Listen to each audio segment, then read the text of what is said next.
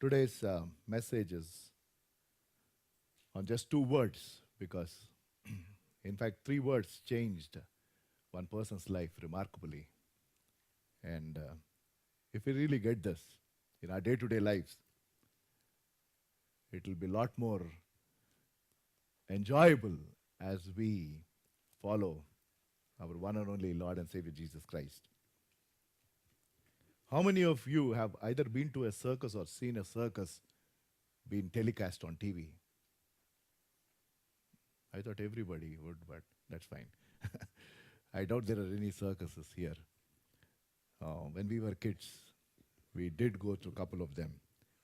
Nowadays, I doubt whether there are any animals still left.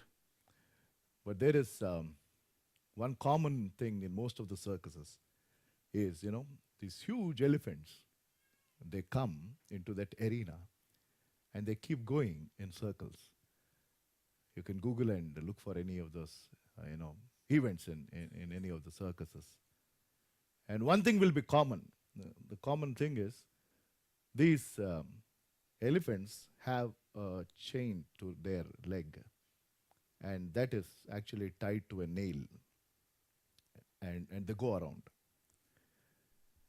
And the funny part is that nail is about 18 inches deep, I believe. That's all inside.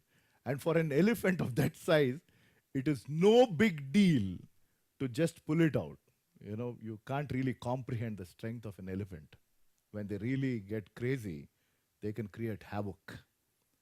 But they never do it. They never do it. And the reason for that is when these trainers train these elephants, they bring not, the adult elephants, they bring baby elephants. And during training, they tie these elephants to that nail and they keep training them. And these elephants make all the efforts, these baby elephants, I believe, make all the effort to unshackle themselves. They struggle and they don't succeed. And finally, they reconcile to the fact that they cannot get out. It's a mind game. They reconcile to the fact because they made numerous efforts when they were getting trained.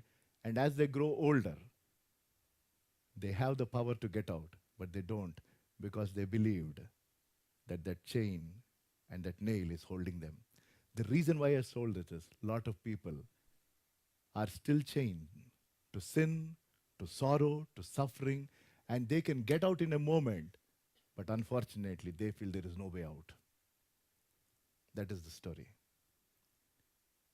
You could get out in a moment by the power of the resurrected Savior.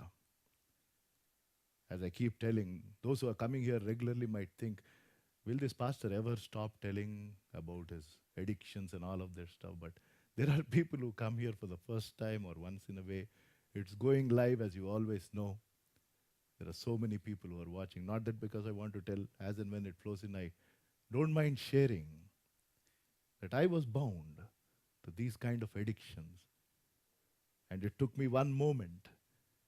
It's a lifelong journey, but it took me one moment to believe that Jesus had the power to break those chains and to set me free. And when you come to know the truth will set you free. And that is the truth today. So one man realized, one noble man realized, a person who was in power, a person who had a lot of prosperity, a person who was wealthy, had to finally come to Jesus and say, Lord, I believe.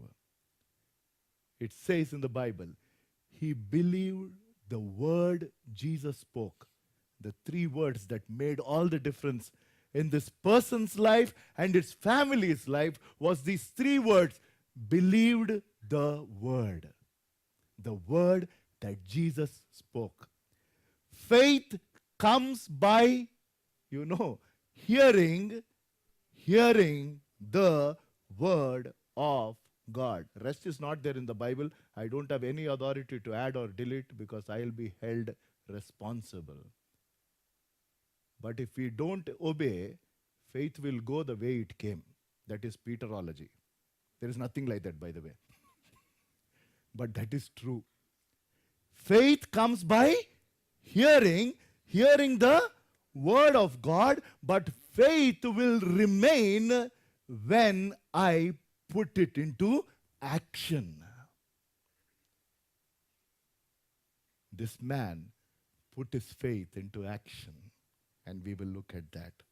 A story of a noble man who was facing a serious situation. It's a very, very familiar passage. I continue to touch upon the most familiar passages for quite some time now. And God is speaking through those familiar passages in numerous ways. That is the beauty of Bible, you know. It amazes me. The same Bible over thousands of years. Nothing has changed. Had anything changed? Only translations have changed. From King James Version to New King James Version to NIV to Amplified Bible, there are numerous translations for people to understand clearly, but the content is the same. And it is always new. And the more we read, the more we enjoy. Those who are in the Lord, it is sweeter than the honeycomb, much richer than gold and silver. Right? Same thing. And I keep using this. Any book that we read, the author is never present physically when we read that book. This is the only book. When you open, when I open, or anybody opens, the author is present. That makes all the difference. It's amazing. It's amazing. Who is the author? God the Holy Spirit. Please, that is what Bible says. God the Holy Spirit is the author. He had inspired all those authors to write it. The author is God the Holy Spirit. So when you and I open His Word, God the Holy Spirit is present. And when the author is present, there is no confusion. He is original. The moment we depend on commentaries, the moment we look at somebody else's writings, there's a problem. That is why go back to this and say, Lord, you explain to me. All other things are support. If we depend on support and leave this main one, then it is like living on snacks. Don't live on daily bread. Daily bread is daily bread only for that 1 hour. This is solid word. The story is from Gospel according to John. John chapter 4, verse 46 to 54. If you keep coming to church once in a way also, you'll never miss this story. It is about a nobleman. And here it is for us. We will break this up into 3 parts with the limited time that we have. NIV version is up there on the screen. If you got your Bibles, you can follow your version. I leave the choice to you. I'm reading it out from the version that is available up there for convenience. John chapter 4, verse 46, NIV. Once more he visited Cana in Galilee. Once more. I don't want to spend time there, but it tells me something. What rings the bell in your mind when you hear that name of the place, Cana? Right? You have gone to some Christian wedding sometimes? Because the problem is in weddings, nobody will listen to the sermon. And that is not a time to give a sermon also. Whenever I'm invited to speak in a wedding, I speak for 10 minutes. But in my wedding, I had to listen for 1 hour. That's a different story. The video is still there. This wonderful man of God, he had some 6 or 7 sheets with his Bible, big one, A4. And I was sitting in the front. I thought it was for something else. But after 10 minutes of the message, I realized that one sheet was coming down. Then I thought that was his notes. Then my whole focus on when will all the sheets come down. It was about an hour. That's a different story. So Cana reminds of that wedding. Jesus did his first miracle. That's what the Bible says. He did his first miracle in that wedding. And he has displayed his glory there. Now, it is the second opportunity. You know, once more he visited Cana. And after that he didn't. That means the people in that place had another opportunity to receive something. Wow. Our God is a God of second chance. Amazing. Our God is a God of second chance. There are numerous illustrations in the Bible where He gave a second opportunity. Jonah got a second opportunity. There are others who got, there is no time to tell. But don't think he will keep giving opportunities. He will, but it is always better to grab the first opportunity that comes your way. And he came again, where he turned the water into wine. And there was a certain royal official. NKJV says, a nobleman, whatever. He was a person in power whose son lay sick at Capernaum. It's another place. There is no time to show the map and give you the distance, but it is far off. So this is the background. And looking at this story all over again, we will learn certain truths today. The truth is, when you take him at his word, listen carefully. When you take him at his word and believe what he says, and what he says is where? In this scripture. When you read his word and you take it as is, and you trust and act according to his word, like Peter told, when they went fishing and they didn't get anything, next day they were washing the nets. Fishermen couldn't catch fish, which is ridiculous, right? Yes, no? A fisherman is supposed to catch fish. They are seasoned, they are experienced. But sometimes God teaches us lessons when we are overconfident about what we keep doing. Yes, sometimes that very thing that you've been very good at, you probably will mess up because you've forgotten to depend on him. And Peter is sitting there, and Jesus says, take your boat inside and cast your net. Both of them are contrary, and it's the daytime. Fishing happens in the night and not in the deep waters, but in shallow waters. He was supposed to go deep and in the day. Two are against. And the one who is telling him is not a fisherman, is a carpenter. If I were Peter, the same name, I would have said, what is your profession, sir? Right? Logical. We are, educated lot. We have lot of reason. Right? He will say, humble man. No, Jesus is such a nice, humble man. He will not say, whom do you think I am? I am the creator of this world. He never spoke like that. It is we people. The moment we get some kind of this thing, who do you think I am? I'm a pastor of an air-conditioned church. That the same day I will fall down. Absolutely. Absolutely. It is not about popularity. It is about the power of God. Absolutely. So Jesus would have told, I am a carpenter. Sir, please do your job. Imagine, this guy struggled all night. So imagine the stress and the mindset. He would have told, do you know what I did whole night? Beating mosquitoes, huh? No. I went fishing, sir. I'm a fisherman. My father is a fisherman. My grandfather is a fisherman. We have a fishing business. You didn't see that board? No. He realized. Beautiful, he says. I fished all night, but I didn't get anything. He acknowledged. He told that I did my part. But again, the same three words. At thy word. Amazing. It made all the difference, brothers, sisters. It's the same even today, after 2000 years. I have done my part. I have failed.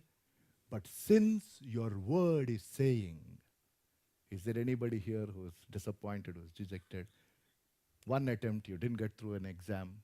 2 attempts, you didn't clear an internal IJP, because I know you guys are from the corporate world, most of you. Maybe again appraisal has happened, no hike, I don't know.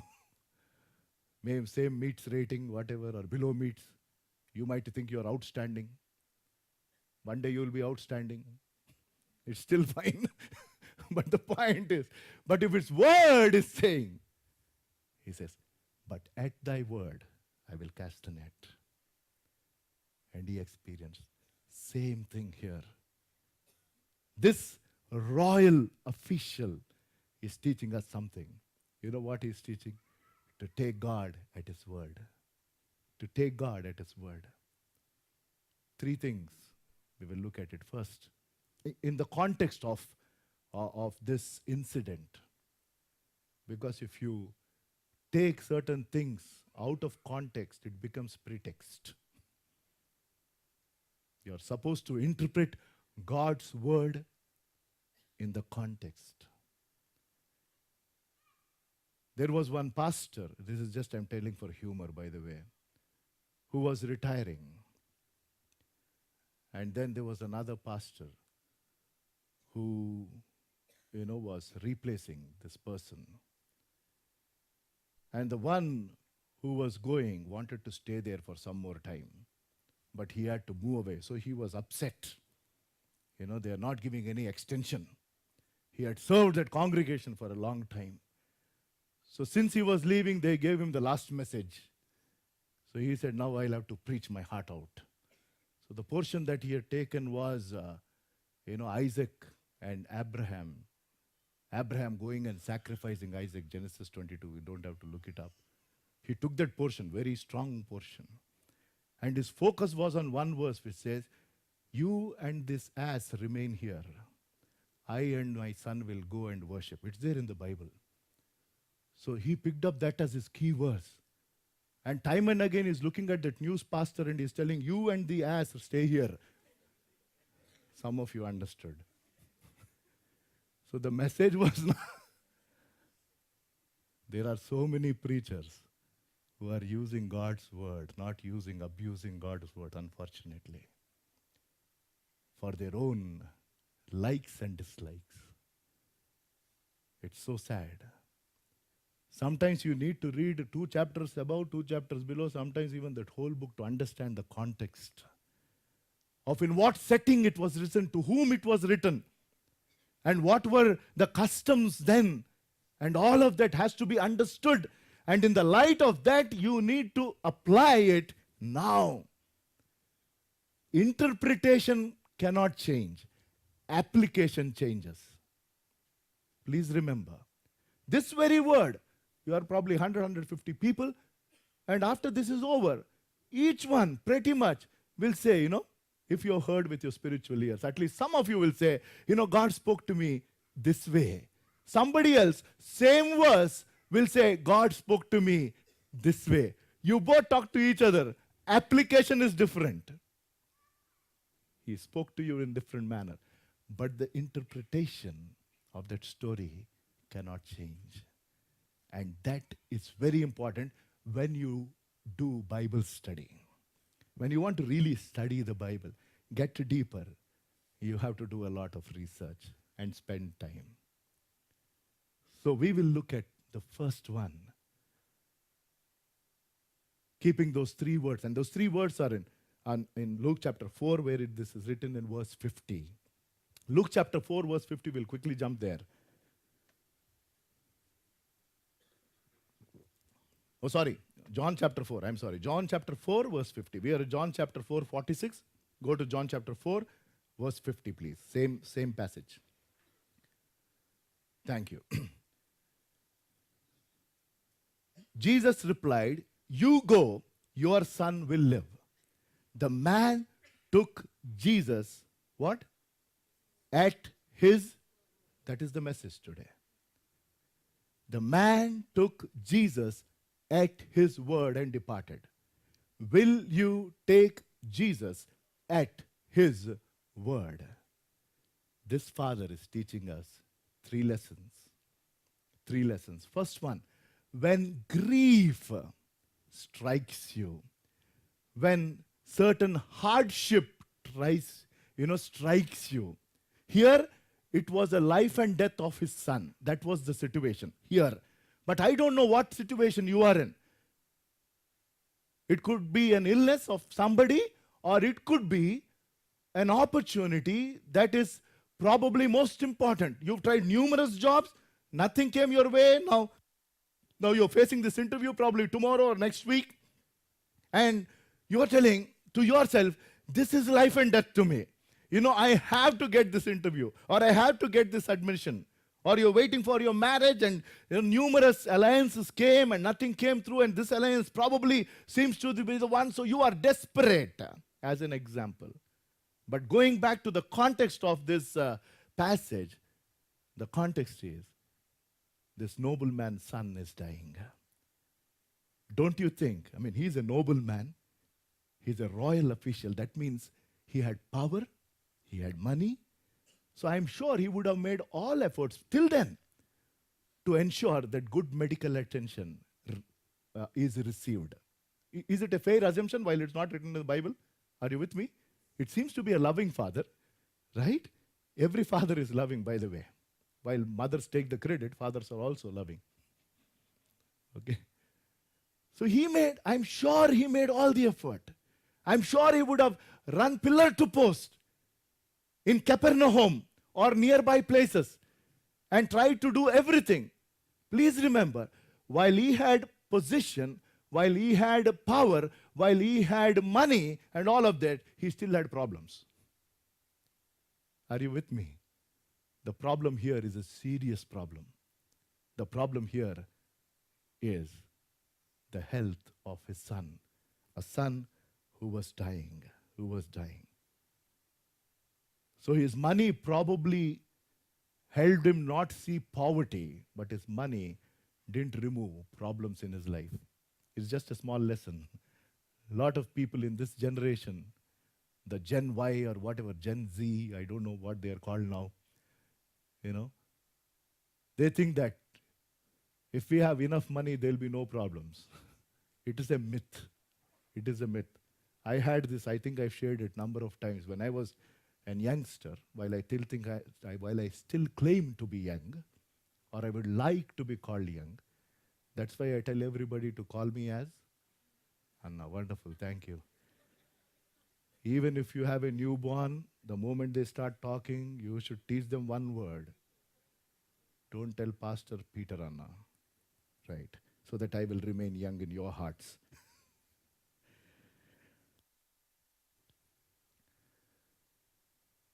And I had this nice dream of the many dreams. It's every morning I should wake up, and back then 500 rupees was a lot. Nowadays thousands is also not sufficient. When new 500 rupees notes were printed, my desire was every morning I wake up, I search beneath the pillow, and there should be a 500 rupee note. Take it, start my vehicle, enjoy, come back. I thought, wow, life will be wonderful. It never happened till date. But even if that stupid dream was fulfilled, I am sure I would have still had problems in my life. Yes. Talk to the Ambanis and the Birlas and the Tatas. Let them tell they don't have any problems. I will keep this Bible aside. I am sure they have enough problems from a tax standpoint or whatever. So what brought this noble man to Jesus? What brought him? It was tragedy and trouble. Think about it. Sometimes it takes some incident in our life to come to Jesus. And even if that is happening, if you're not turning, then I am telling you, please wake up. I went so far away. Again, I'm going back to my story. I went so far away. 20 years back, grief struck my family because of my sin. My sin. I had to see my father pass away. Here the son was dying. He didn't die. But my father passed away. One major heart attack. And when grief struck our family, Peter Samuel turned to God. But I could have gone the other way also. I could have gone worse. I was on alcoholism. I just got out of drug addiction. I would have got back to my drug addiction. And I would have died in a gutter somewhere as an unknown person 20 years back. But I praise God. When grief struck our family, when it struck me, while I paid a heavy price, I praise God. I turned and believed what he told. I didn't have to go that far. That is the point. So when grief struck this family, he made all efforts. And finally, he turned. One great man of God said, his dying son brought him to the divine Savior. His dying son brought this noble man to the divine Savior, who is none other than Jesus Christ. And that same man of God said, if he had not known grief, he would not have known grace. Wow. If he had not known grief, he would not have known grace. And many a times we've experienced God's grace in our grief. In our griefs, church. So the first lesson for us today is when grief strikes you, when heartbreaking situations strike you, out of the blue, something happens that you have not expected, and you made all the efforts from a worldly standpoint. Today, God is telling, just take him at his word. When grief strikes you, just believe. Let us put it in 2 words. Like Nike, just do it. That is 3 words. Today, God is telling, just believe. Whom? His word. I'm telling you, when nobody stands beside you, when you are all alone, when you probably can't even share what you're going through, which is so very personal to you probably, and you are a child of God. This message is to believers in Lord Jesus Christ. I'm not talking to people who are not believers in Lord Jesus Christ. If you have expressed your faith in him, which most of you have done, and you are facing a situation which is life and death, which is heartbreaking, which has disturbed you, which has disappointed you, which has hit you, the word to you today is just believe. Just believe in him, because he is about to do something remarkable. Remarkable. Sometimes God allows certain situations to draw us closer to him. We may not realize. Now I know after 20 years of this was the most tragic, and after that 9 years back my mother passed away. These were the 2 tragic events of the many that I've seen. But when I look back, those 20 years and 9 years, many a times God allowed a lot of such circumstances, and after which I've been married for 19 years now. Those instances were always to draw us closer to him. We didn't realize.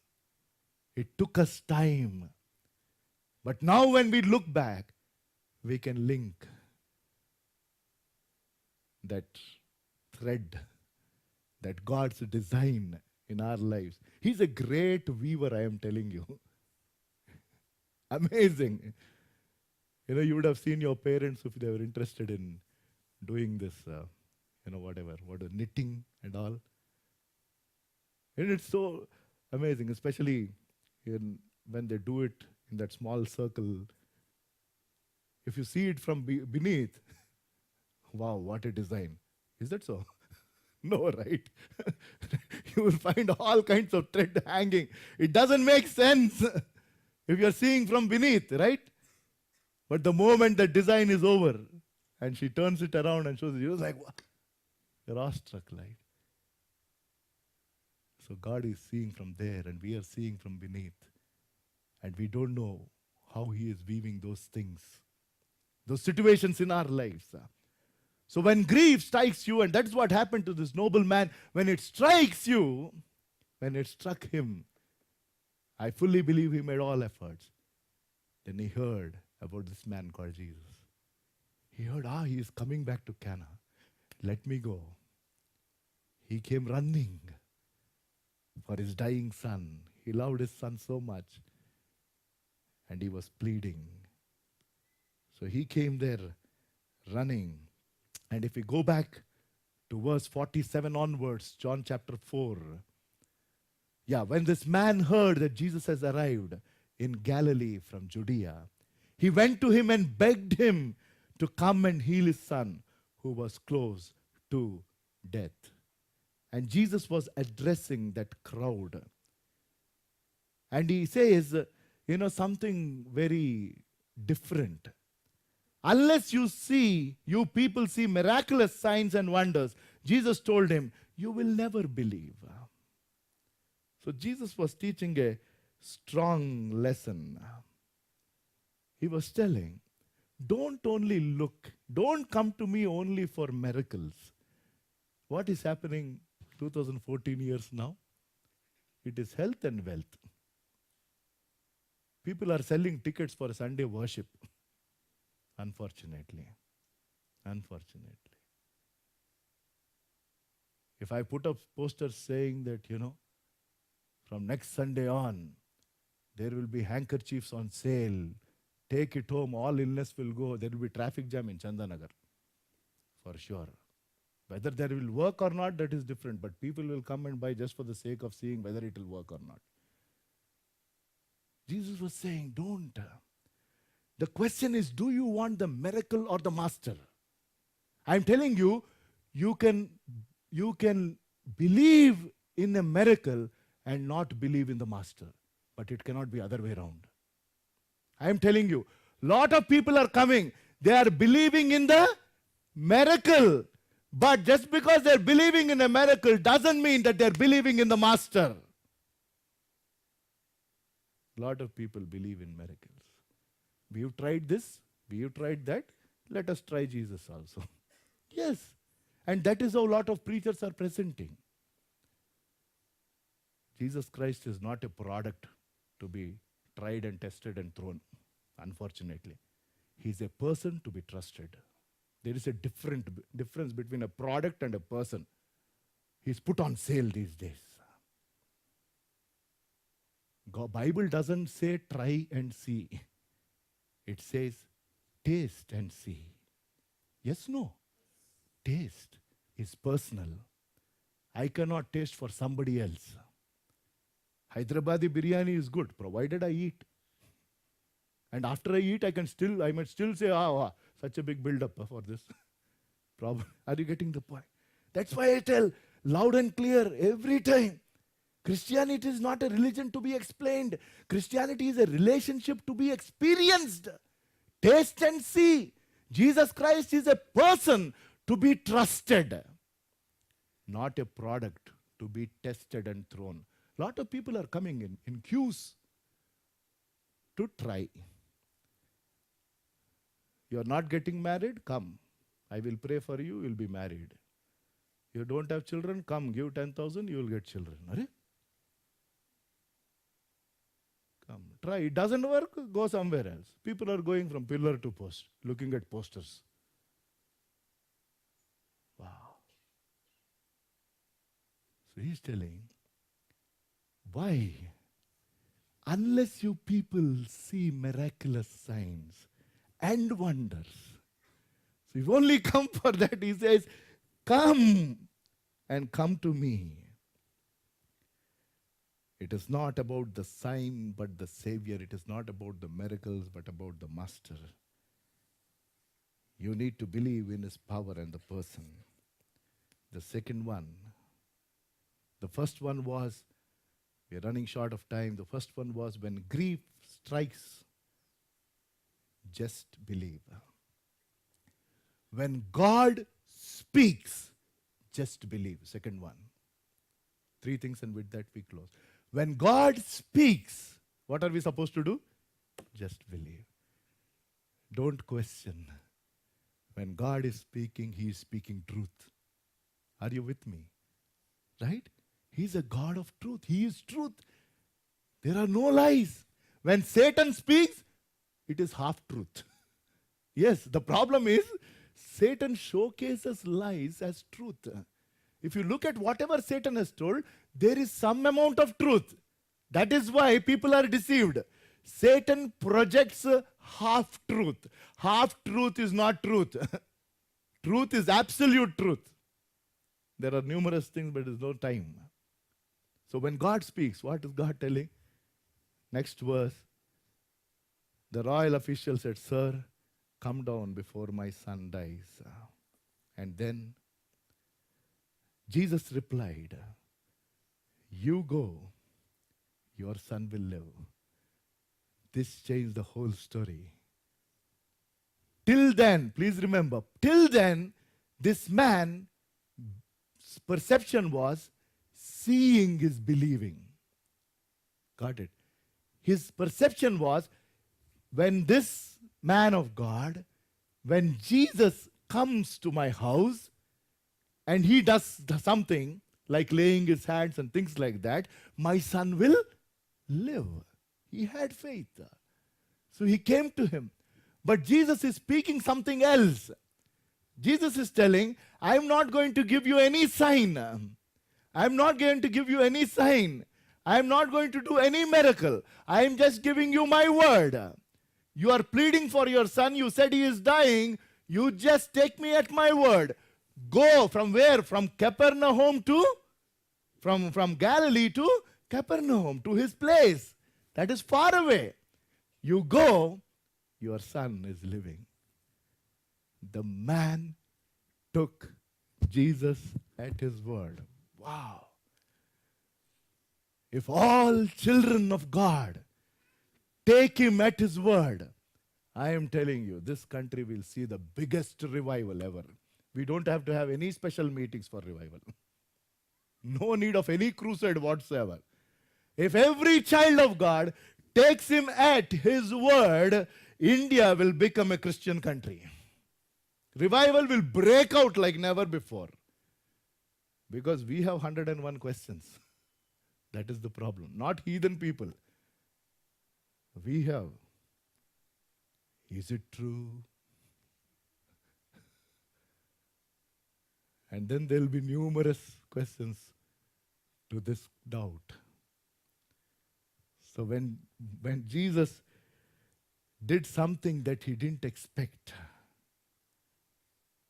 now what will this man do? If you look it a little deeper, it's actually already time.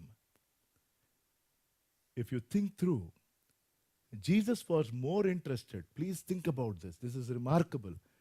Jesus was more interested in the faith of the Father than the sickness of his son.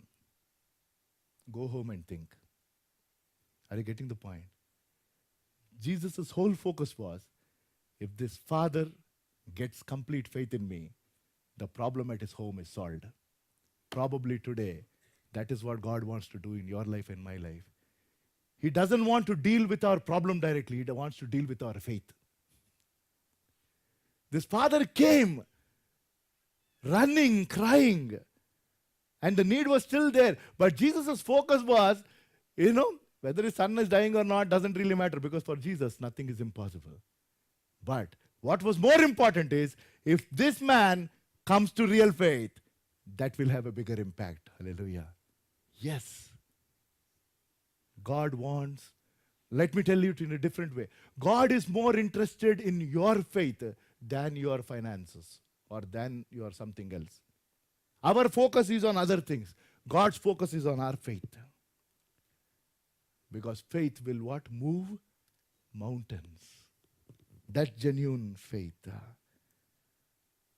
So when we have received that kind of faith, when we are led to that kind of faith, that faith pleases God. He believed. The lesson that this man had to learn was, here in this context, it was not about the presence of God. It was not even the power of God. It was the promise of God. Different. His whole focus was Jesus should come to his house. So he wanted God's presence to come there. But Jesus said, go, your son will live. Jesus gave a promise instead of he coming. So this man had to trust in the promise of God than the person. Later he comes to the trust of the person, that is Lord Jesus Christ.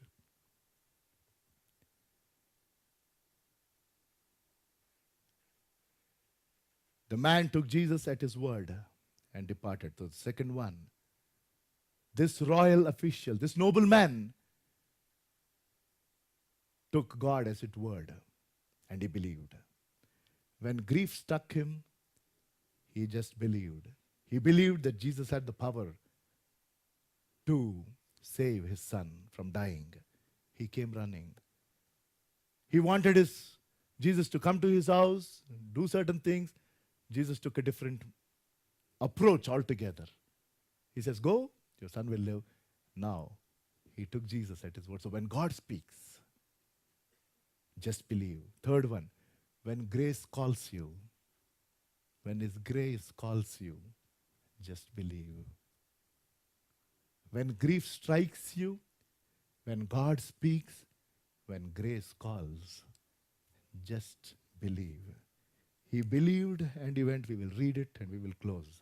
While he was still on the way, his servants met him with the news that his boy was living. That proves that he went back with complete faith. Now his whole question, he was not anxious when he saw his servants. You know, he didn't say, what happened? Huh? If I were there, that was there. What is gone? Huh? He will go and you will go. Right? Are you getting the point? I mean, the fact that he said, when Jesus spoke to him, he said, go, your son lives. The man took Jesus at his word. No question. He said, thank you, I believe. And he was just going to see his son alive. His whole focus was, at what time did he really get healed? That was his focus. So, he believed in the promise of God, and from there he is moving to believing in him as a person. The first one was satisfying faith. The second one was saving faith. When he inquired as to the time when his son got better, they said to him, the fever left him yesterday at the 7th hour. So it was a day's journey for this man to come that far away. Next verse says, when the father realized that this was the exact time at which Jesus had said to him, your son will live. So he and all his household believed. Why these 2 times this word believed has come? 50th verse says, he believed what Jesus told. This verse says, he believed. What is this? The first one is he believed his promise. Second one is he believed him as a person. Hallelujah. Got it? He believed him as a person. And that made all the difference. So today, we are here. As we went through this passage in the limited time that we had, the lesson for us is, will you take him at his word in all types of situations? In all types of circumstances that you are facing. It could be grief, it could be something else. But he has a word for you, for every situation that you face. Absolutely, that is what the Bible is all about. There is no question that this Bible cannot answer, I am telling you. Bible answers every question that you have in your day-to-day life. The point is, this noble man has taught us today. This father has taught us 3 lessons. A lesson about grief, a lesson about grace, a lesson about God who speaks. And in all of this, only one theme, just believe. And when you do that in your day-to-day lives, you will see remarkable things as this word comes alive in your life. Let's bow our heads in prayer. For the word that God has given, as he always gives, as he always gives. Take a moment. Take a moment to just introspect yourself in the light of what you heard. I don't know in what situations you are in. As you walked in, I don't know in what frame of mind you were in. But as you heard God's word speak to you individually, I'm sure for some of you there are clear answers today. And for all of us, there is one thing that is coming across. We need to just believe. Wholehearted belief. Believe his promise, believe him as a person. He moved from darkness to light. He moved from blindness to sight. Are you interested in the master or are you interested in the miracle? Are you interested in the signs or are you interested in the Savior? You and I should be interested in the Savior. You and I should be interested in the master. Just take him at his word. Act according to his word. Don't waver in your faith. Loving Heavenly Father, we thank you, Lord, for speaking to us. so clearly as you always do, and challenging us to take you at your word, as this royal official took you at your word. Help us to do so, Lord. In Jesus' name I pray. Amen.